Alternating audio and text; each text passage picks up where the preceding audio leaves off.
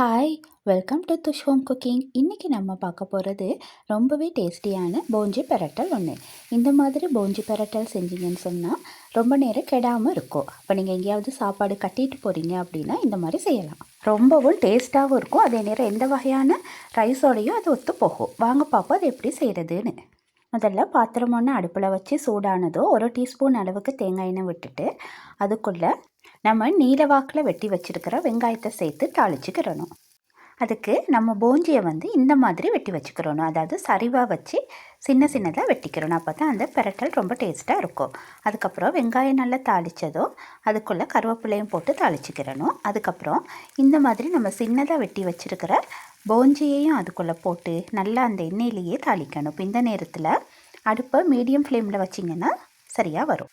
கொஞ்சமாக எண்ணெயிலேயே பரட்டி விட்டுட்டு அதுக்கு தேவையான அளவு உப்புத்தூளையும் போட்டு நம்ம இந்த மாதிரி அந்த எண்ணெயிலேயே அந்த போஞ்சியை வதக்கி எடுக்கணும். பாருங்கள், அப்போ ரொம்ப நேரம் அது குக்காகவும் தேவையில்லை. ஓரளவு போஞ்சி வெந்து வந்துச்சுன்னா போதுமாக இருக்கும். ஓரளவு வெந்து வர நேரம் அதுக்குள்ளே தேவையான அளவு சில்லி ஃப்ளேக்ஸ் போட்டுக்கிறதுக்கு. இது கொஞ்சம் காரமாக இருந்தால் நல்லாயிருக்கும். அதனால் கொஞ்சம் உங்களுக்கு தேவையான அளவு நீங்கள் சேர்த்துக்கிறலாம். சேர்த்துட்டு அதையும் போட்டு கொஞ்சம் நேரம் பரட்டி விட்டுட்டு நம்ம சின்னதாக வெட்டி வச்சுருக்கிற தக்காளியையும் அதில் போட்டு நல்லா பரட்டி விடணும்.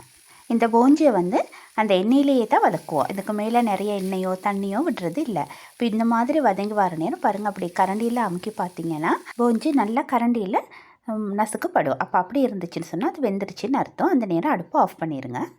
நான் இன்றைக்கி உண்மைக்குமே இந்த சமையலை ஏர்லி மார்னிங் தான் செஞ்சேன். 3:30 மணி இருக்குது செய்யும்போது. இதை நான் இப்போ குழந்தைகளுக்கு அனுப்பிவிட வேண்டி இருந்துச்சு. அவங்க அதை சாப்பிடுவாங்க 1 மணி இல்லாட்டி 2 மணி ஆகும்னு சொல்லி. அதனால் முடிஞ்ச அளவு ட்ரையான ஃபுட்ஸ் தான் அனுப்பி விட்டேன். தேங்காய் பால் பெரும்பாலும் பாவிக்காமல், அப்போ அது கெட்டு போகாமல் இருக்கும். ஆனால் நான் இதை அனுப்பி விட்டேன், ரொம்பவே நல்லா இருந்துச்சுன்னு சொல்லி சொன்னாங்க.